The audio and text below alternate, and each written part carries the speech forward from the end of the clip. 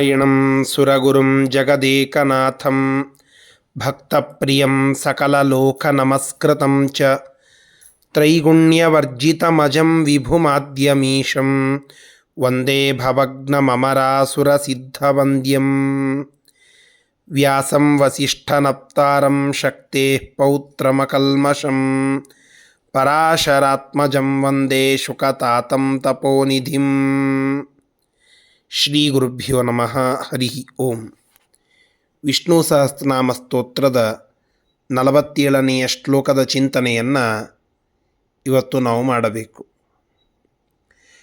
ಅನಿರ್ವಿಣ್ಣಸ್ತವಿಷ್ಟೋ ಭೂರ್ ಧರ್ಮಯೂಪೋ ಮಹಾಮಖಃ ನಕ್ಷತ್ರನೇಮಿರ್ನಕ್ಷತ್ರೀ ಕ್ಷಮಕ್ಷಾಮಃ ಸಮೀಹನಃ.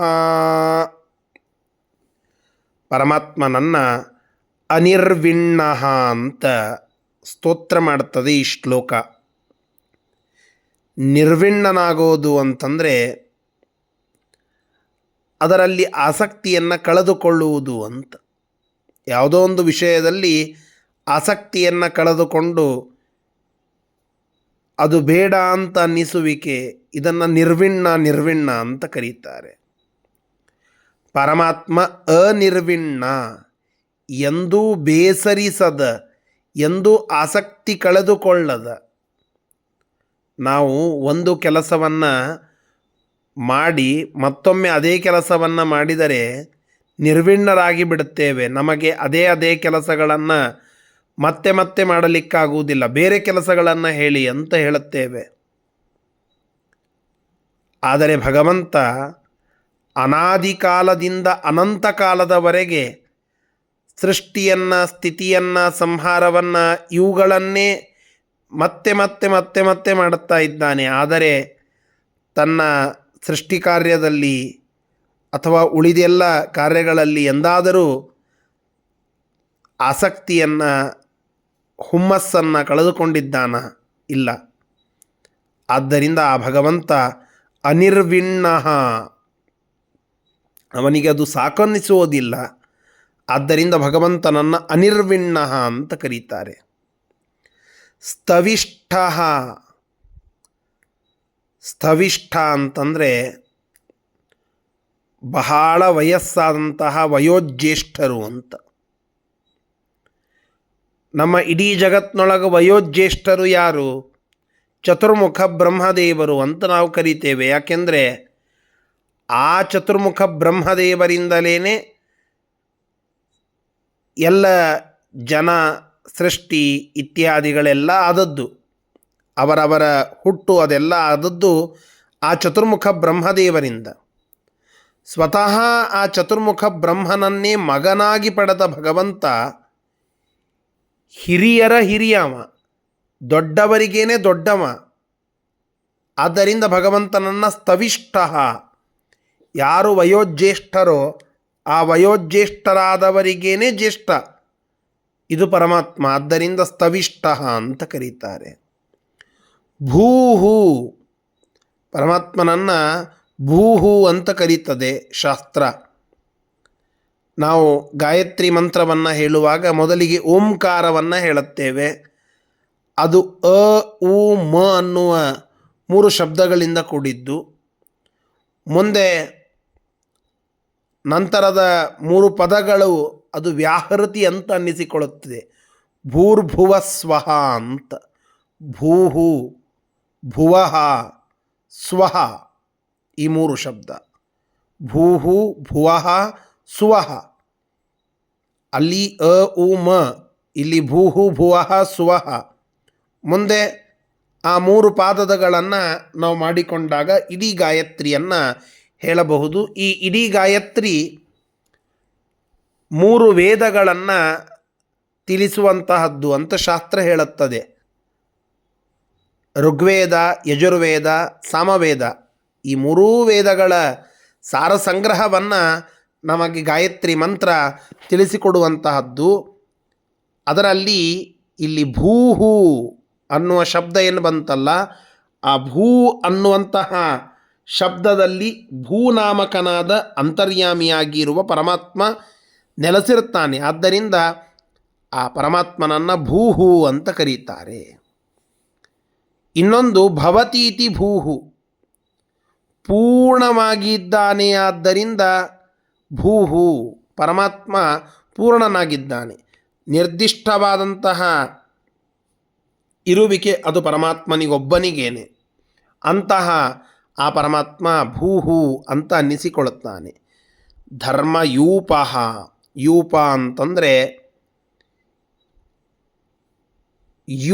ಯೂಪ ಅನ್ನೋದಕ್ಕೆ ಒಂದು ಸೈನ್ಯ, ಅದರಲ್ಲಿ ಇರುವಂತಹ ದೊಡ್ಡ ವ್ಯಕ್ತಿ ಅನ್ನುವ ಅರ್ಥ ಯೂಪ. ಆ ಧರ್ಮಯೂಪ ಅಥವಾ ಯೂಪ ಅನ್ನೋದಕ್ಕೆ ಒಂದು ಸ್ತಂಭ, ಆಧಾರವಾಗಿರುವ ಸ್ತಂಭ, ಹೀಗೂ ಅರ್ಥವನ್ನು ಹೇಳಬಹುದು.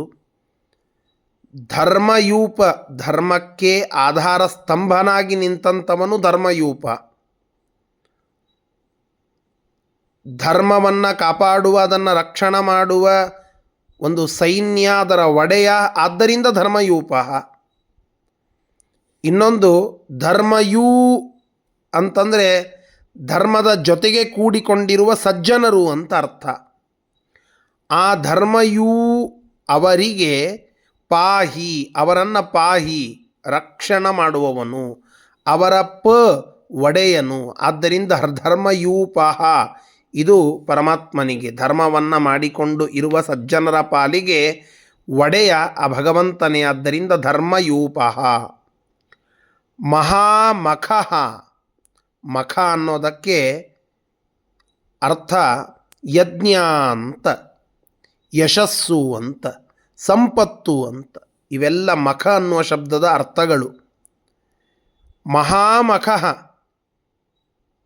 ಯಾರನ್ನ ಕುರಿತು ನಾವು ಯಜ್ಞವನ್ನು ಮಾಡಬೇಕು, ಅಂತಹ ಯಜ್ಞ ಮಹತ್ತಾಗಿರ್ತದೋ ಅಂತಹ ಮಹಾಮಖಃ, ಮಹಾಯಜ್ಞ ಅದು ಭಗವಂತ. ನಾವು ಏನು ಸಮರ್ಪಣೆ ಮಾಡ್ತೀವೋ ಅದೆಲ್ಲ ತರುವಾಯ ಮುಟ್ಟುವುದು ಭಗವಂತನಿಗೇನೆ.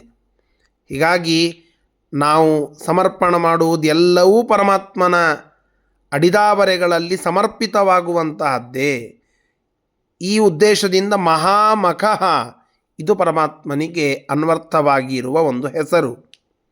ನಕ್ಷತ್ರ ನೇಮಿಹಿ, ನಕ್ಷತ್ರ ಮಂಡಲ ಏನಿದೆಯೋ ಆ ನಕ್ಷತ್ರ ಮಂಡಲಕ್ಕೆ ನೇಮಿಹಿ, ಆಧಾರ ಸ್ತಂಭನಾಗಿ, ಮೂಲ ಆಧಾರನಾಗಿ ಇರುವಂತಹದ್ದು ಪರಮಾತ್ಮ ಅಂತ. ನಕ್ಷತ್ರ ನೇಮಿಹಿ ಪರಮಾತ್ಮ, ಶಿಂಶುಮಾರ ರೂಪಿಯಾಗಿ ಪರಮಾತ್ಮ ಆ ಎಲ್ಲ ನಕ್ಷತ್ರಗಳನ್ನು ಮತ್ತು ಆ ಸೂರ್ಯಾದಿ ಗ್ರಹಮಂಡಲವನ್ನು ತಾನೇ ನಿಂತು ರಕ್ಷಣೆ ಮಾಡುವಂತಹದ್ದು ಅಂತ ನಾವು ಕೇಳುತ್ತೇವೆ. ಹೀಗೆ ನಕ್ಷತ್ರ ನೇಮಿಹಿ, ನೇಮಿ ಅನ್ನೋದಕ್ಕೆ ಆಧಾರ ಅಂತ ಅರ್ಥ. ನಕ್ಷತ್ರ ನೇಮಿಹಿ, ನಕ್ಷತ್ರ ಮಂಡಲವನ್ನು ನಡೆಸುವ, ಅದಕ್ಕೆ ಮೂಲ ಆಧಾರನಾಗಿ ನಿಂತಿರುವ ಪರಮಾತ್ಮ ಅಂತ ಒಂದು ಅರ್ಥ. ಹೀಗೆ ಅನೇಕ ಅರ್ಥಗಳನ್ನು ಕೂಡ ಇಲ್ಲಿ ನಾವು ನೋಡಬಹುದು. ನಕ್ಷತ್ರ ಇದು ಮುಕ್ತರಾದಂಥವರು ಅಂತ ತಿಳಿದುಕೊಂಡೆ, ಅವರನ್ನು ನೇಮಿಹಿ, ಅವರನ್ನು ನೇಮಿಸುವುದು, ಅವರಿಗೆ ಆಧಾರವಾಗಿ ನಿಲ್ಲುವುದು ಇದು ಭಗವಂತ. ಆದ್ದರಿಂದ ನಕ್ಷತ್ರ ನೇಮಿಹಿ ಅನ್ನೋದು ಪರಮಾತ್ಮನಿಗಿರುವ ಒಂದು ಹೆಸರು. ನಕ್ಷತ್ರೀ, ನಕ್ಷತ್ರ ಇವುಗಳ ಪತಿ ಚಂದ್ರ. ಆ ಚಂದ್ರನ, ನಕ್ಷತ್ರನಾದ ಚಂದ್ರನ ಅಂತರ್ಯಾಮಿಯಾಗಿರುವ ಭಗವಂತ ಶೀತಾಂಶು ಮಂಡಲಗತ ಪರಮಾತ್ಮ. ಆ ನಮ್ಮ ಒಳಗಡೆ ಶೀತಾಂಶು ಮಂಡಲಗತ ಚಂದ್ರನ ಒಳಗಡೆ ಒಂದು ರೂಪದಿಂದ ಇದ್ದಾನೆ. ಪ್ರಸಿದ್ಧವಾಗಿ ಧನ್ವಂತರಿ ರೂಪ, ಧನ್ವಂತರಿ ರೂಪ ಅಂತ ನಾವು ಕೇಳುತ್ತೇವೆ. ಹೀಗಾಗಿ ನಕ್ಷತ್ರ ಅಂದರೆ ಚಂದ್ರ, ಆ ಚಂದ್ರನ ಒಳಗಡೆ ಇರುವ ನಕ್ಷತ್ರೀ, ಅವನ ಒಳಗಡೆ ಇರುವವನು ಚಂದ್ರನೊಳಗಿರುವಂತಹ ಧನ್ವಂತರಿ ರೂಪಿಯಾದ ಪರಮಾತ್ಮ. ಆದ್ದರಿಂದ ಸೃಷ್ಟ್ಯಾದಿಗಳನ್ನು ನಿಯಮಿಸುವ ಅಸಂಖ್ಯ ನಕ್ಷತ್ರಗಳನ್ನು, ಆ ನಕ್ಷತ್ರ ರಾಶಿಗಳನ್ನು ನಡೆಸುವ ಪರಮಾತ್ಮ ನಕ್ಷತ್ರೀ ಅಂತ ಅನ್ನಿಸಿಕೊಳ್ಳುತ್ತಾನೆ. ಕ್ಷಮಃ ಸೃಷ್ಟಿಯಾದಿ ಎಲ್ಲ ಕಾರ್ಯಗಳನ್ನು ಮಾಡುವುದಕ್ಕೆ ಕ್ಷಮ ಸಮರ್ಥನಾದಂಥವನು. ಇನ್ನೊಂದು ಕ್ಷಮಿಸುವವನು, ಕ್ಷಮತೆ ಇತಿ ಕ್ಷಮಃ, ಕ್ಷಮಿಸುವವನು. ಆದ್ದರಿಂದ ಕ್ಷಮಃ ಅನ್ನೋದು ಭಗವಂತನಿಗೆ ಹೆಸರು. ಪರಮಾತ್ಮ ಎಷ್ಟು ನಿಷ್ಠುರವಾಗಿ ಧರ್ಮಪಾಲನ ಮಾಡುತ್ತಾನೋ ಅಷ್ಟೇ ಸಜ್ಜನರ ಪಾಲಿಗೆ ಪ್ರೀತಿಯನ್ನು ಮಾಡುವ ಕ್ಷಮಾಗುಣವನ್ನು ತೋರಿಸುವ ಸ್ವಾಮಿಯೂ ಹೌದು. ಭಗವಂತನ ಕಥೆಗಳನ್ನು ನಾವು ಕೇಳುತ್ತೇವಲ್ಲ, ಜಯ ವಿಜಯ ಇಬ್ಬರು ದ್ವಾರಪಾಲಕರು. ಆ ಇಬ್ಬರು ಶಾಪಗ್ರಸ್ತರಾಗ್ತಾರೆ ಸನಕಾದಿಗಳಿಂದ. ಆಗ ಅಲ್ಲಿ ಆ ಜಯ ಮತ್ತು ವಿಜಯರಿಗೆ ಭಗವಂತ ಮತ್ತೊಂದು ವರ ಕೊಡ್ತಾನೆ. ಇಲ್ಲ, ನಿಮ್ಮ ವಿರೋಧವನ್ನು ನಾನು ಮಾಡಲಿಕ್ಕೆ ಬರುತ್ತೇನೆ, ನೀವು ನನ್ನ ಕಡು ವಿರೋಧಿಗಳಾಗಿ ಇರ್ರಿ, ನಿಮ್ಮ ಸಂಹಾರವನ್ನು ಮಾಡಿ ಜಗತ್ತಿಗೆ ನಾನು ಸಂದೇಶ ಕೊಡುತ್ತೇನೆ ಅಂತ.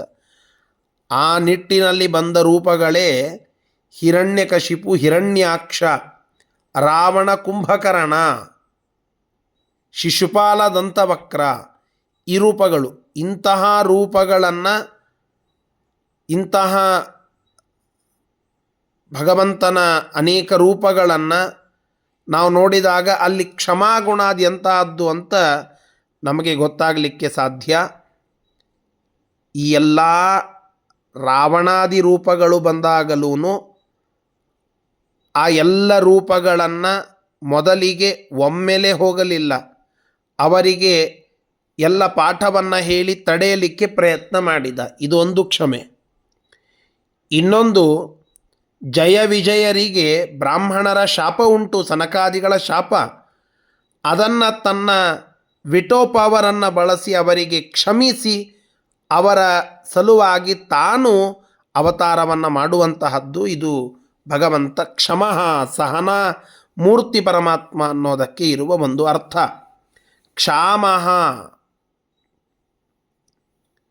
ಎಲ್ಲರನ್ನ ಕ್ಷಮಿಸಿ ಮೋಕ್ಷ ಮಾರ್ಗವನ್ನೇ ನಮಗೆ ಕಾಣಿಸಿಕೊಡುವಂತಹ ಭಗವಂತ ಅನ್ನಕ್ಕೆ ಗತಿ ಇಲ್ಲದಂತೆ ಮಾಡಿ ಕ್ಷಾಮ ಕ್ಷಾಮ ಅಂತ ಅನ್ನಿಸಿಕೊಳ್ಳುತ್ತಾನೆ. ಕ್ಷಾಮ ಅಂದರೆ ಬರಗಾಲ.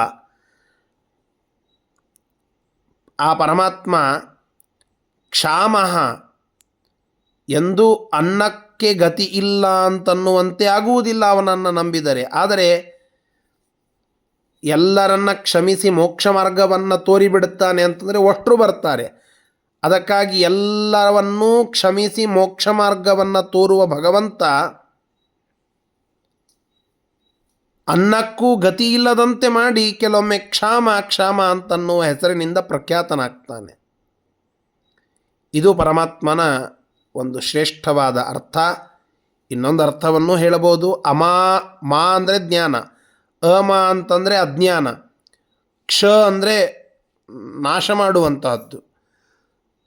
ನಮ್ಮ ಒಳಗಿರುವ ಅಜ್ಞಾನವನ್ನು ನಾಶ ಮಾಡುತ್ತಾನೆ, ಕ್ಷೀಯತೆ ಅನ್ನುವುದಕ್ಕಾಗಿ ಕ್ಷಾಮಃ ಅನ್ನೋದು ಪರಮಾತ್ಮನ ಹೆಸರು.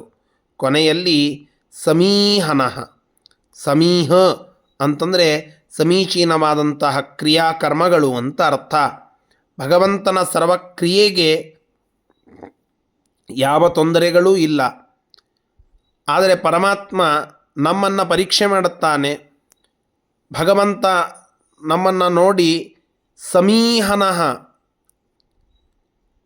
ನಮ್ಮ ಮೇಲೆ ಅನುಗ್ರಹವನ್ನು ಮಾಡಿದಾಗ ನಾವು ಪರಮಾತ್ಮನನ್ನು ಮರಳಿಯನ್ನು ನೋಡುತ್ತೇವಲ್ಲ, ಅಲ್ಲಿ ಎಲ್ಲಾದರೂ ಅಪೂರ್ಣತೆ ಕಾಣಿಸ್ತದೇನೋ ನೋಡಬೇಕು.